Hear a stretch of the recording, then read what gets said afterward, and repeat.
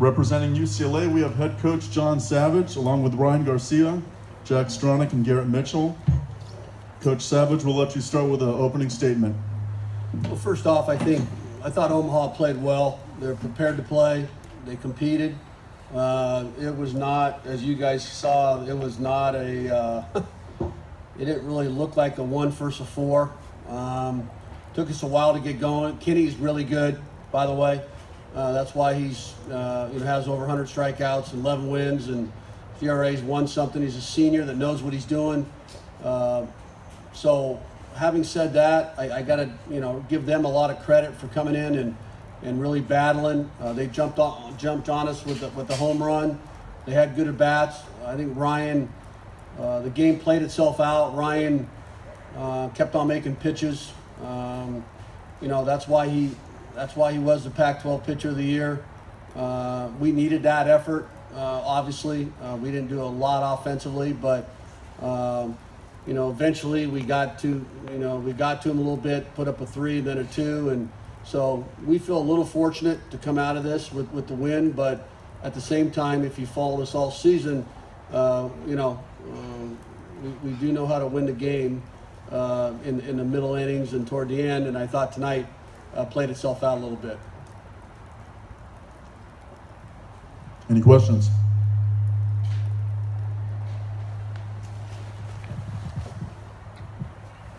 Coach, what was your mindset on letting Garcia go to the 9th, and what did it take to pull him out? Well, his pitch count was pretty good. He was in good position. This is May and June, and he had 64 pitches through, I think, 5. He ended up having 101 through 8. He is our guy. We thought we could get through the 9th without going to that bullpen, and I felt otherwise, and Kyle came in and did what he needed to do. So our bullpen's in good shape. Ryan did his job, and certainly, got us the win and did what he's supposed to do. Ryan, what do you think you've done this year to get yourself into position to win Pac-12 Pitcher of the Year and become a first-team All-American? I think, just first off, just being consistent. I think it goes down to the basics of just being competitive every time. Then going off of today, that home run, I made a mistake. I took advantage of it. But then it's just, no one's going to feel sorry for you. You still have to compete for your team. There's 26 other guys counting on you to, get the next guy. So I think it's just being consistent and competitive.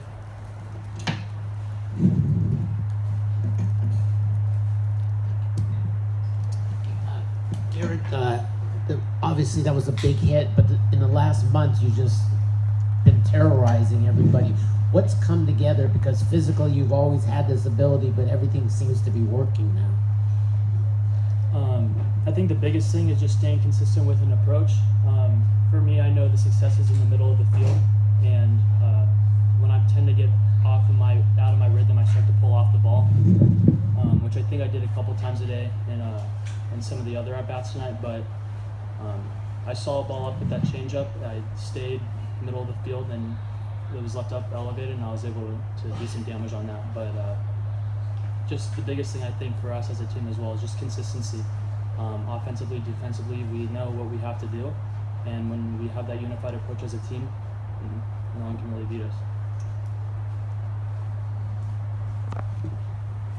Jack, what's it been like for you guys playing behind Ryan this year after he's come back from his injury? He kind of touched on it, but we know Ryan's going to go out and compete every time, and we're going to have a pretty good shot. We have some quality at bats, but we know we're going to have a good shot to win. When he, I forgot who hit it, but I think it was Brendan Eckhout when he hit that home run. I'm out there in left field I know he's going to keep competing, and I think he went 1, 2, 3 right after that. And everybody makes mistakes, but the way Ryan goes back and competes after bad stuff happens is really impressive. So. Garrett, from a hitter's perspective, how is Kenny be able to be so efficient out there and effective? I think the biggest thing that he did was he was executing his pitches. Hats off to him. He had a great game. Obviously, he had a couple of mistakes and we capitalized on those. So I think that was just the biggest thing. He he pitched us well. He was consistent, and we were just able to capitalize on the pitches where he didn't. So John, you get to play Loyola Marymount. It's a battle of LA teams. That should be fun. Big crowd. You've already played them a couple times. How does that match up? Well, they're a very hot team right now. You know, Gilly has them playing really well with a ton of confidence. They have some middle lineup impact. They got some arms.